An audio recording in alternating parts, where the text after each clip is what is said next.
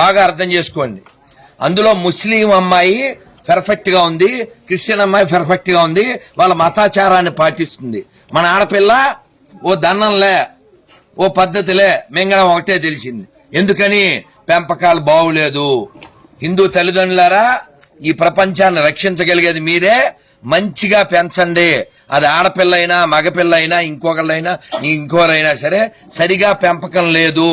ప్రతి ముస్లిము వాళ్ళ పిల్లలకి చిన్నప్పటి నుంచి వాళ్ళ మతం ఏమిటో చెబుతాడు, ప్రతి క్రిస్టియను చెబుతాడు. కావాలంటే చెక్ చేసుకోండి. ఏ ముస్లిము చెప్పడో అన్ని మతాలు ఒకటే అని, ఏ క్రిస్టియను చెప్పడో. దరిద్రులు ఒక్కలే చెప్తారు, ఆ దరిద్రులు మనలోనే ఉంటారు. మీరు ఆ దరిద్రుల్లో లేరని నేను భావిస్తున్నాను. మళ్ళీ మళ్ళీ అడుగుతున్నా, 5,000 సమానమా? కాదు. చెప్పరా పవనం, 5,000 సమానమా? కాదు. గుళ్ళో నంది ఊళ్ళో పంది సమానమా? కాదు. మన అమ్మ షాపులో బొమ్మ సమానమా? కాదు. అన్ని మతాల సమానమా? కాదు. ఇంకా ఆపండ్రా. అబద్ధాలు చెప్పి చెప్పి 70 ఏళ్లు సంకనాగిపోయింది దేశం, ధర్మం.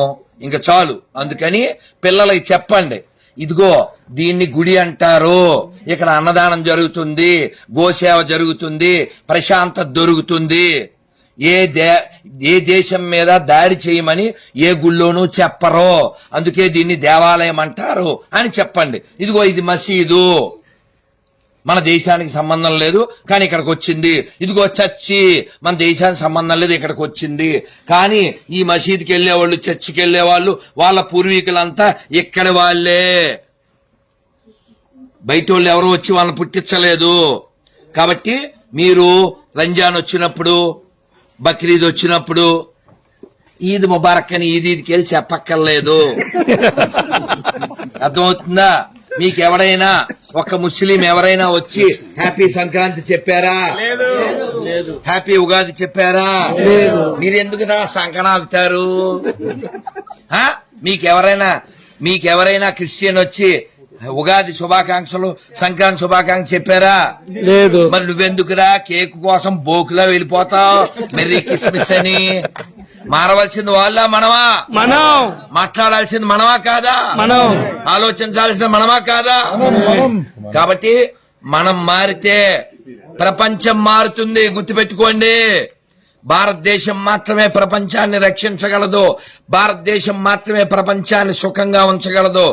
భారత్ బాగుండాలంటే హిందువులు బాగుండాలి. ఎందుకంటే మన ఒక్కలమే చెప్తాం, సర్వే జన సుఖనో భవంతు, సర్వే జన సుఖనో భవంతు, సర్వే జన సుఖనో భవంతు. This is only possible by Hindu thinking, Hindu philosophy, not possible by any desert religions.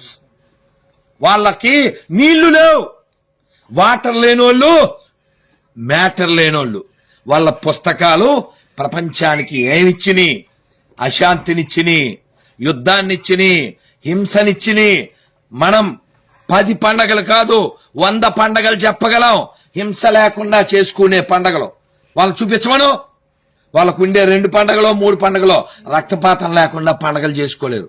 వాళ్ళు మనకు ఉపన్యాసాలు ఇచ్చేదా? నువ్వు సిగ్గు లేకుండా ఫ్లైంగ్ కిస్సులు ఇస్తావా? కాబట్టి హిందువులారా, మీ పిల్లల బంగారు కొండలో, మీ ఆడపిల్లల బంగారు తల్లులు ఎప్పుడు మీరు నేర్పిస్తే, మీరు వినిపిస్తే, మీరు కూర్చోబెడితే, చూపిస్తే. అరే లక్ష్మణుడు సీతాదేవిని ఆభరణాలు గుర్తుపట్టమంటే, అన్నయ్య ఇవి నాకు తెలియదు, నాహం జానామి అన్నాడు. మరి పాదాలకు పెట్టుకునే పట్టీలు ఇవి తెలుసు అన్నాడు. అదేమిటి?